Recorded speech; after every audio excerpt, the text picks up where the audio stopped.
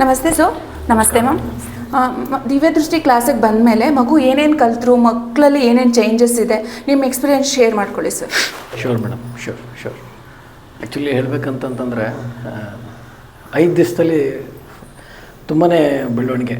Okay, 5 ವರ್ಷದ ಜಾಸ್ತಿ ಬೆಳವಣಿಗೆ, ಈ ಥರ ಎಲ್ಲ ನಾನು ಹೇಳಬಲ್ಲೆ. ಓಕೆ, ಇವನ್ ಫಸ್ಟ್ ಡೇನೇ ನಮ್ಗೆ ಆ ಪ್ರೋಗ್ರೆಸ್ ಗೊತ್ತಾಯಿತು. ಎಷ್ಟು ಫಾಸ್ಟಾಗಿ ಆ ಕಲರ್ಸ್ನ ಹೇಳ್ತಾ ಇದ್ದಿದ್ದು, ಬಾಲ್ನ. ಆ ಕಾರಣಕ್ಕೋಸ್ಕರ ನಾವು ಸಣ್ಣ ಬಾಲ್ನು ತೊಗೊಂಡು ಮನೆಗೆ ಪರ್ಚೇಸ್ ಮಾಡ್ಕೊಂಡು ಹೋದ್ವಿ, ಯಾಕೆಂದರೆ ಯೂಸ್ ಆಗುತ್ತೆ ಅಂತ. ತುಂಬ ಫಾಸ್ಟಾಗಿ ಆಮೇಲೆ ಅವನಾಗವನೇ ಇನ್ಶಿಯೇಟ್ ತೊಗೊಳೋನು. ಇವನ್ ಮನೇಲಿ ಸಹ ಎಸ್ ಇವತ್ತು ನಾನು ಮಾಡಬೇಕು, ನಾನು ಪ್ರಾಣಾಯಾಮ ಮಾಡಬೇಕು, ಜ್ಯೋತಿ ನೋಡಬೇಕು, ಆಮೇಲೆ ಗಾಯತ್ರಿ ಜಪ ಪಠಿಸ್ಬೇಕು ಅಂದ್ಕೊಂಡು ರೂಮಲ್ಲಿ ತಾನೇ ಹೋಗಿ ಕರ್ಟನೆಲ್ಲ ಹಾಕಿ ಇಟ್ ವಾಸ್ ವೆರಿ ರಿಯಲಿ ತುಂಬ ಚೆನ್ನಾಗಿದೆ. Good improvement. ಇವತ್ತಂತೂ ನಾವು ನೋಡಿದ್ವಲ್ಲ, ತುಂಬ ಫಾಸ್ಟಾಗೇನೇ ಮಾಡ್ದೆ. ನಿಮ್ಮ ಸಂಸ್ಥೆ ಎಲ್ರಿಗೂ ನಮ್ಮ ಪೂರ್ವಕ ಧನ್ಯವಾದಗಳು. ತುಂಬ ಥ್ಯಾಂಕ್ಸ್. 5 ದಿವಸದಲ್ಲಿ ಇಷ್ಟು ಫಾಸ್ಟಾಗಿ ನಾವು ಅಂದ್ಕೊಂಡಿರಲಿಲ್ಲ, ಎಕ್ಸ್ಪೆಕ್ಟೇಷನ್ ಇರಲಿಲ್ಲ ಅಷ್ಟು ಫಾಸ್ಟಾಗಿ ಆಗುತ್ತೆ ಅಂತ. ಸೊ ಅಷ್ಟು ದೂರದಿಂದ ಬಂದಿದ್ದಕ್ಕೂ ಡೆಫಿನೆಟ್ಲಿ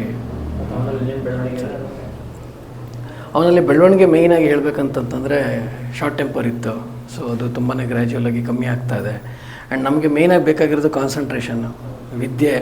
ಅದರಲ್ಲಿ ಅವನಿಗೆ ಇವೊಂದು ಸ್ಕೂಲ್ಗೆ ಟಾಪರ್ ಇದ್ರೂ ನಮ್ಗೆ ಏನು ಗ್ರಾಸ್ಪಿಂಗ್ ಪವರ್ ಇದೆಯಲ್ಲ, 3 ಸರಿ ಓದೋದನ್ನು 1 ಸರಿ ಓದಿದ್ರೆ ಸಾಕು, ಈ ಥರದ್ದು ಬೇಕು ಅನ್ನೋ ದೃಷ್ಟಿಲಿ ನಾವು ಇಲ್ಲಿ ಬಂದಿದ್ದು. ಸೊ ಡೆಫಿನೆಟಾಗಿ ಅದು ಆಗುತ್ತೆ, ನಮಗೆ ಅಚೀವ್ಮೆಂಟ್ ಇದೆ ಅಂದ್ಬಿಟ್ಟೇ ನಾವು ಅಂದ್ಕೊಂಡಿರೋದು. ತುಂಬ ಥ್ಯಾಂಕ್ಸ್ ಸರ್. ತುಂಬ ಥ್ಯಾಂಕ್ಸ್.